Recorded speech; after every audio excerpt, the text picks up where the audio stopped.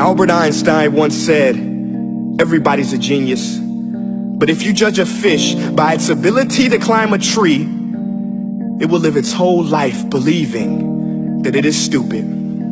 Ladies and gentlemen of the jury, today on trial we have modern day schooling. Glad you could come. Not only does he make fish climb trees, but also makes them climb down and do a 10-mile run. Tell me, school, are you proud of the things you've done? Turning millions of people into robots, do you find that fun? Do you realize how many kids relate to that fish swimming upstream in class, never finding their gifts, thinking they are stupid, believing they are useless? Well, the time has come, no more excuses. I call school to the stand and accuse him of killing creativity, individuality, and being intellectually abusive. He's an ancient institution that has outlived his usage. So, Your Honor, this concludes my opening statement, and if I may present the evidence of my case, I will prove it. Proceed. Exhibit A. Here's a modern day phone. Recognize it? Here's a phone from 150 years ago. Big difference, right? Stay with me. Here's a car from today, and here's a car from 150 years ago. Big difference, right? Well, get this. Here's a classroom of today, and here's a class we used 150 years ago. Now, ain't that a shame? In literally more than a century, nothing has changed. Yet you claim to prepare students for the future? But with evidence like that, I must ask, do you prepare students for the future or the past? I did a background check on you and let the record show that you were made to train people to work in factories, which explains why you put students in straight rows, nice and neat, tell them sit still, raise your hand if you want to speak, give them a short break to eat, and for 8 hours a day, tell them what to think. Oh, and make them compete to get an A letter which determines product quality, hence grade A of meat. I get it. Back then, times were different. We all have a past. I myself am no Gandhi. But today, we don't need to make robot zombies. The world has progressed. And now we need people who think creatively, innovatively, critically, independently, with the ability to connect. See, every scientist will tell you that no two brains are the same. And every parent with 2 or more children will confirm that claim.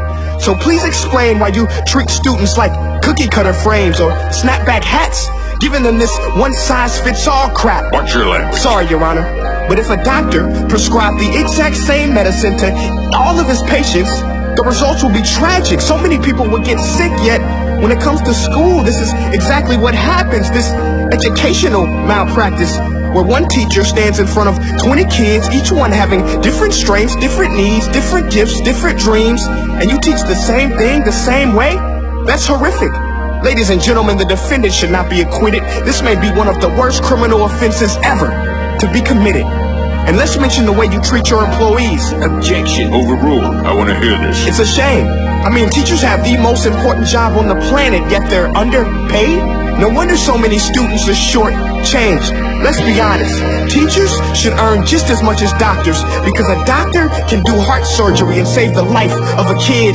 But a great teacher can reach the heart of that kid and allow him to truly live. See, teachers are heroes that often get blamed, but they're not the problem. They work in a system without many options or rights. Curriculums are created by policymakers, most of which have never taught a day in their life. Just obsessed with standardized tests. They think bubbling in a multiple choice question will determine success. That's outlandish. In fact, these tests are too cruel to be used and should be abandoned, but don't take my word for it.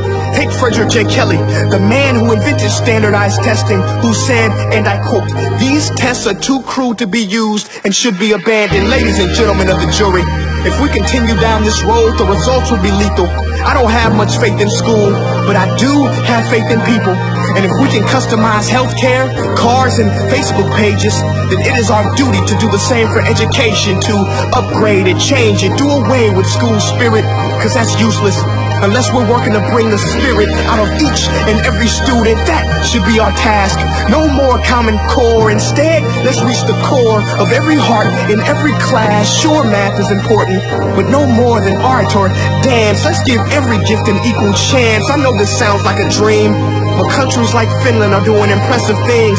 They have shorter school days. Teachers make a decent wage. Homework is non-existent, and they focus on collaboration instead of competition. But here's the kicker, boys and girls.